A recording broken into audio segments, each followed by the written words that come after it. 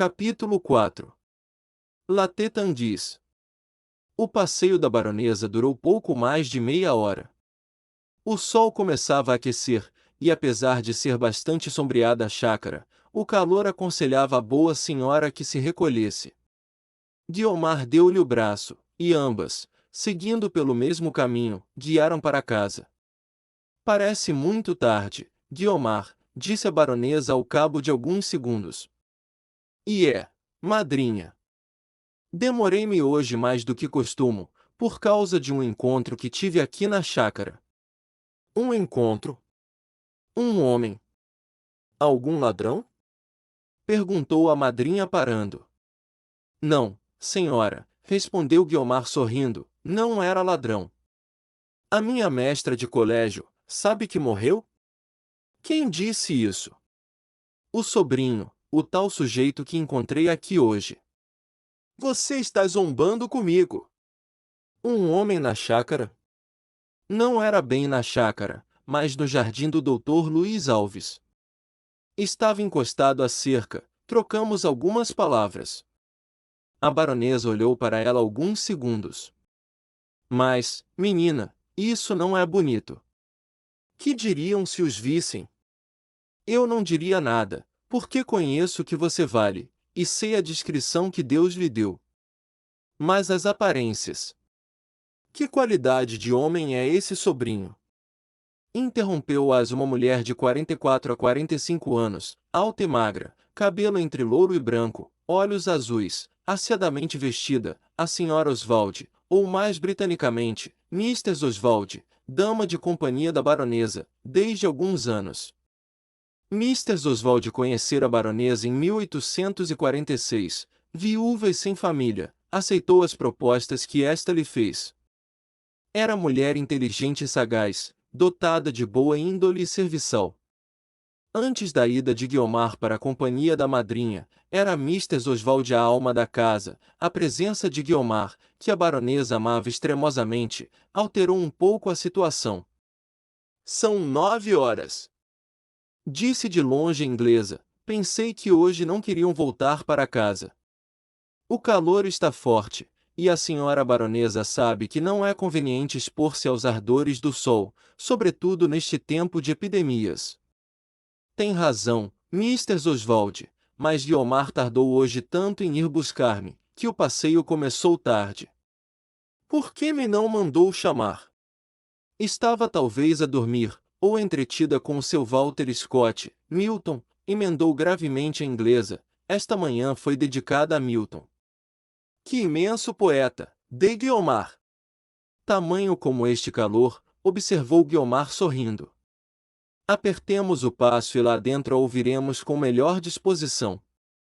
Foram as 3 andando, subiram a escada e entraram na sala de jantar, que era vasta, com 6 janelas para a chácara. Dali seguiram para uma saleta, onde a baronesa sentou-se na sua poltrona, a esperar a hora do almoço. Guiomar saiu para ir cuidar da toilette, e a baronesa, que desde alguns minutos estivera cabisbaixa e pensativa, olhou fixamente para Mrs. Oswald, sem dizer palavra. Era ela uma senhora de 50 anos, refeita, vestida com esse alinho e esmero da velhice, que é um resto da elegância da mocidade. Os cabelos, cor de prata fosca, emolduravam-lhe o rosto sereno, algum tanto arrugado, não por desgostos, que os não tivera, mas pelos anos. Os olhos luziam de muita vida, e eram a parte mais juvenil do rosto. Tendo casado cedo, coube-lhe a boa fortuna de ser igualmente feliz desde o dia do noivado até o da viuvez. A viuvez custará-lhe muito, mas já lá iam alguns anos, e da crua dor que tivera ficará-lhe agora a consolação da saudade. Chegue-se mais perto, preciso falar-lhe a sós, disse ela à inglesa, que se achava a alguns passos de distância.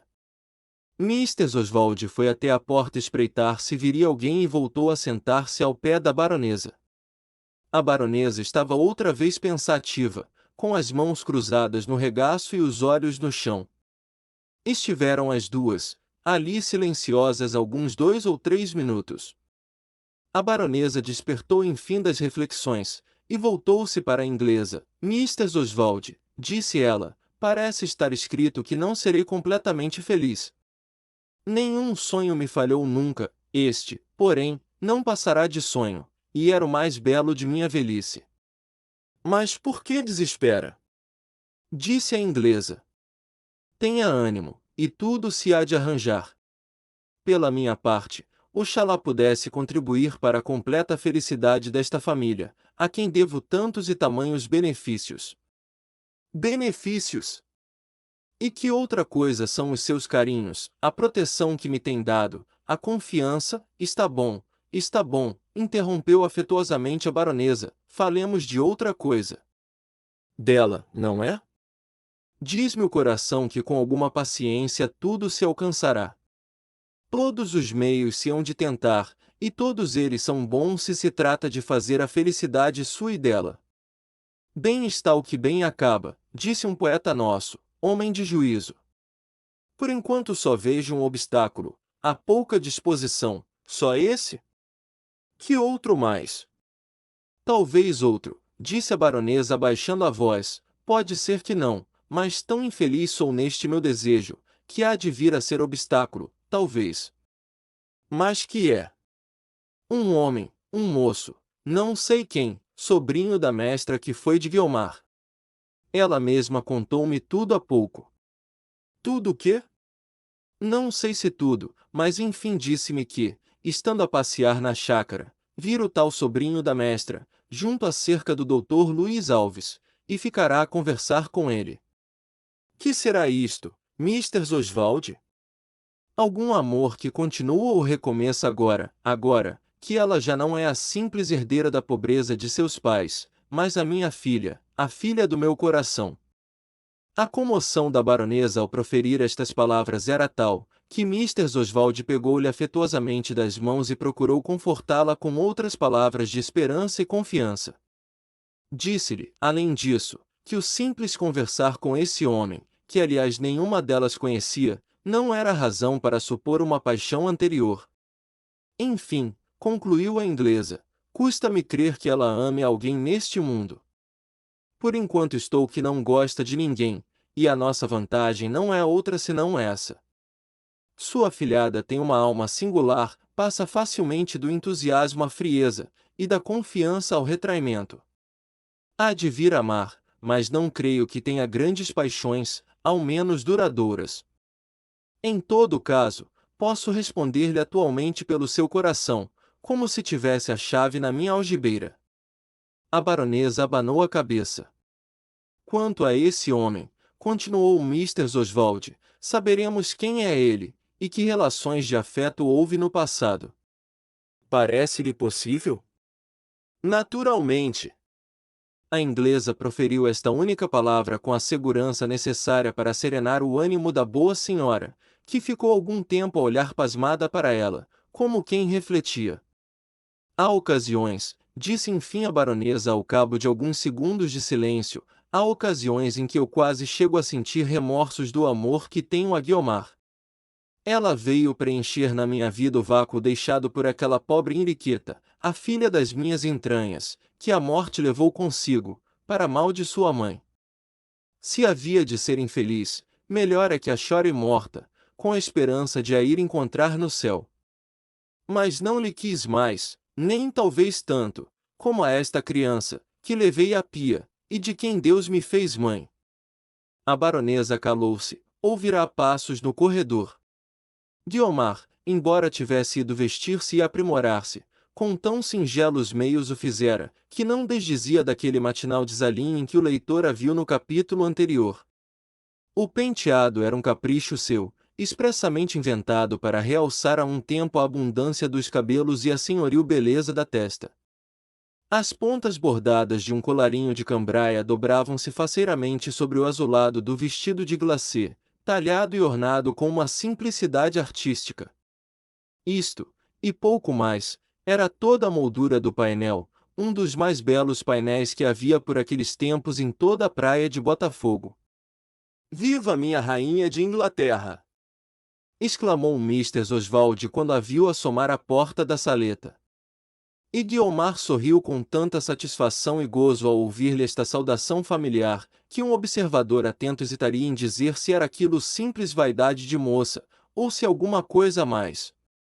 A baronesa pôs os olhos na afilhada, uns olhos amorosos e tristes, em que a moça reparou, e que a tornaram séria durante alguns rápidos segundos. Mas sorriu depois, e pegando das mãos da madrinha deu-lhe 2 beijos no rosto, com tanta ternura e tão sincera, que a boa senhora sorriu de contentamento. Não precisa falar, disse Guiomar, já sei que me acha bonita. É o que me diz todos os dias, com risco de me perder, porque se eu acabo vaidosa, adeus, minhas encomendas, ninguém mais poderá comigo. Guiomar disse isto com tanta graça e singeleza, que a madrinha não pôde deixar de rir, e a melancolia acabou de todo. A sineta do almoço chamou-as a outros cuidados, e a nós também, amigo leitor. Enquanto as 3 almoçam, relancemos os olhos ao passado, e vejamos quem era esta Guiomar, tão gentil, tão buscada e tão singular, como dizia Mr. Oswald. Capítulo 5. Meninice. Guiomar tivera humilde nascimento, era filha de um empregado subalterno não sei de que repartição do estado, homem probo, que morreu quando ela contava apenas 7 anos, legando à viúva o cuidado de educar e manter. A viúva era mulher enérgica e resoluta, enxugou as lágrimas com a manga do modesto vestido, olhou de frente para a situação e determinou-se à luta e à vitória. A madrinha de Guiomar não lhe faltou naquele duro transe, e olhou por elas, como entendia que era seu dever. A solicitude, porém, não foi tão constante a princípio como veio a ser depois, outros cuidados de família lhe chamavam a atenção. Guiomar anunciava desde pequena as graças que o tempo lhe desabrochou e perfez. Era uma criaturinha galante e delicada, assaz inteligente e viva, um pouco travessa, de certo, mas muito menos do que é usual na infância. Sua mãe, depois que lhe morrera o marido, não tinha outro cuidado na terra, nem outra ambição mais, que a de vê-la prendada e feliz. Ela mesma lhe ensinou a ler mal, como ela sabia, e a coser e bordar, e o pouco mais que possuía de seu ofício de mulher. Guiomar não tinha dificuldade nenhuma em reter o que a mãe lhe ensinava, e com tal afinco lhe dava por aprender, que a viúva, ao menos nessa parte, sentia-se venturosa. Hás de ser a minha doutora, dizia-lhe muita vez, e esta simples expressão de ternura alegrava a menina e lhe servia de incentivo à aplicação. A casa em que moravam era naturalmente modesta. Ali correu a infância, mas solitária, o que é um pouco mais grave. A mãe, quando a via embebida nos jogos próprios da idade, infantilmente alegre, mas de uma alegria que fazia mal a seus olhos de mãe, tão fundo lhe doía aquele viver, a mãe sentia às vezes pularem-lhe as lágrimas dos olhos fora. A filha não as via, porque ela sabia escondê-las, mas adivinhava-as através da tristeza que lhe ficava no rosto. Só não adivinhava o motivo, mas bastava que fossem mágoas de sua mãe, para lhe descair também a alegria. Com o tempo, avultou outra causa de tristeza para a pobre viúva, ainda mais dolorosa que a primeira. Na idade apenas de 10 anos, tinha Guiomar uns desmaios de espírito, uns dias de concentração e mudez, uma seriedade, a princípio intermitente e rara, depois frequente e prolongada, que desdiziam da meninice e faziam crer à mãe que eram prenúncios de que Deus a chamava para si. Hoje sabemos que não eram. Seria acaso efeito daquela vida solitária e austera, que já lhe ia afeiçoando a alma e como que apurando as forças para as pugnas da vida. A primeira vez que esta gravidade da menina se lhe tornou mais patente foi uma tarde, em que ela estivera a brincar no quintal da casa. O muro do fundo tinha uma larga fenda, por onde se via parte da chácara pertencente a uma casa da vizinhança. A fenda era recente, e Guiomar acostumara-se a ir espairecer ali os olhos, já sérios e pensativos. Naquela tarde, como estivesse olhando para as mangueiras, a cobiçar talvez as doces frutas amarelas que lhe pendiam dos ramos, viu repentinamente aparecer-lhe diante, a 5 ou 6 passos do lugar em que estava, um rancho de moças, todas bonitas, que arrastavam por entre as árvores os seus vestidos, e faziam luzir aos últimos raios do sol poente as joias que as enfeitavam. Elas passaram alegres, descuidadas, felizes, uma ou outra lhe dispensou talvez algum afago, mas foram-se, e com elas os olhos da interessante pequena, que ali ficou largo tempo absorta, alheia de si, vendo ainda na memória o quadro que passará. A noite veio, a menina recolheu-se pensativa e melancólica, sem nada explicar à solícita curiosidade da mãe. Que explicaria ela, se mal podia compreender a impressão que as coisas lhe deixavam? Mas, como a mãe entristecesse com aquilo, Guiomar domou o próprio espírito e fez-se tão jovial como nos melhores dias. Esta era ainda outra feição da menina, tinha uma força de vontade superior aos seus anos. Com ela, e a viveza intelectual que Deus lhe dera, logrou aprender tudo o que a mãe lhe ensinara, e melhor ainda do que ela o sabia, desde que o tempo lhe permitiu desenvolver os primeiros elementos. Aos 13 anos ficou órfã. Este fundo golpe em seu coração foi o primeiro que ela verdadeiramente pôde sentir, e o maior que a fortuna lhe desfechou. Já então a madrinha a fizera entrar para um colégio, onde aperfeiçoava o que sabia e onde lhe ensinavam muita coisa a mais. Vivia ainda então a filha da baronesa, uma interessante criança de 13 anos, que era toda a alma e encanto de sua mãe. Guiomar visitava a casa da madrinha, a idade quase igual das duas meninas, a afeição que as ligava, a beleza e meiguice de Guiomar, a graciosa compostura de seus modos, tudo apertou entre a madrinha e a afilhada os laços puramente espirituais que as uniam antes. Guiomar correspondia aos sentimentos daquela segunda mãe, havia talvez em seu afeto, aliás sincero, um tal encarecimento que podia parecer simulação. O afeto era espontâneo, o encarecimento é que seria voluntário. Tinha a moça 16 anos quando passou para o colégio da tia de Estevão, onde pareceu à baronesa se lhe poderia dar mais apurada educação. Guiomar manifestara então o desejo de ser professora. Não há outro recurso, disse ela à baronesa quando lhe confiou esta aspiração. Como assim? Perguntou a madrinha. Não há, repetiu Guiomar. Não duvido, nem posso negar o amor que a senhora me tem, mas a cada qual cabe uma obrigação, que se deve cumprir. A minha é ganhar o pão. Estas últimas palavras passaram-lhe pelos lábios como que à força. O rubor subiu-lhe às faces, dissera-se que a alma cobria o rosto de vergonha. Guiomar! Exclamou a baronesa. Peço-lhe uma coisa honrosa para mim, respondeu Guiomar com simplicidade. A madrinha sorriu e aprovou-a com um beijo, assentimento de boca, a que já o coração não respondia, e que o destino devia mudar. Pouco tempo depois padeceu a baronesa o golpe quase mortal a que aludiu no capítulo anterior. A filha morreu de repente, e o inopinado do desastre quase levou a mãe à sepultura. A afeição de Guiomar não se desmentiu nessa dolorosa situação. Ninguém mostrou sentir mais do que ela a morte de Henriqueta, ninguém consolou tão dedicadamente a infeliz que lhe sobrevivia. Eram ainda verdes os seus anos, todavia revelou ela a posse de uma alma igualmente terna e enérgica, afetuosa e resoluta. Guiomar foi durante alguns dias a verdadeira dona da casa, a catástrofe abatera a própria Mrs. Oswald. O coração da pobre mãe ficará tão vazio, e a vida lhe pareceu tão agra e deserta sem a filha, que ela morreria talvez de saudade, se não for a presença de Guiomar. Nenhuma outra criatura poderia preencher, como esta, o lugar de Henriqueta.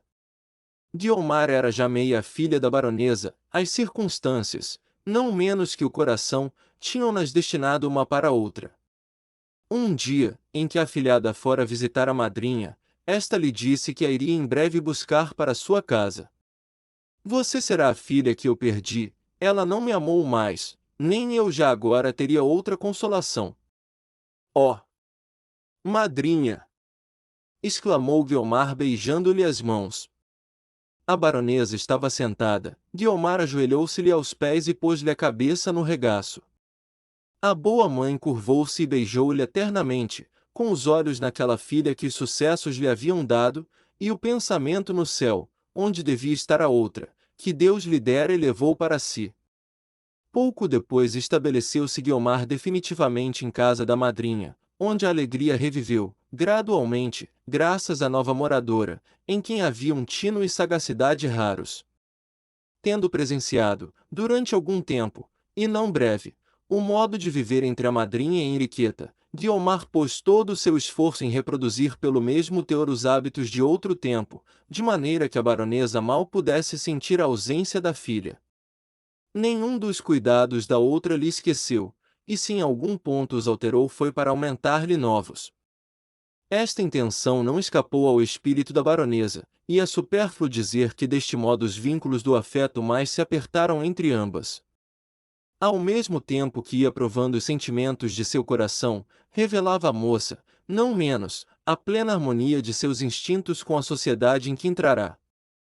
A educação, que nos últimos tempos receberá, fez muito, mas não fez tudo. A natureza incumbira-se de completar a obra, melhor diremos, começá-la. Ninguém adivinharia nas maneiras finamente elegantes daquela moça, a origem mediana que ela tivera, a borboleta fazia esquecer a crisálida.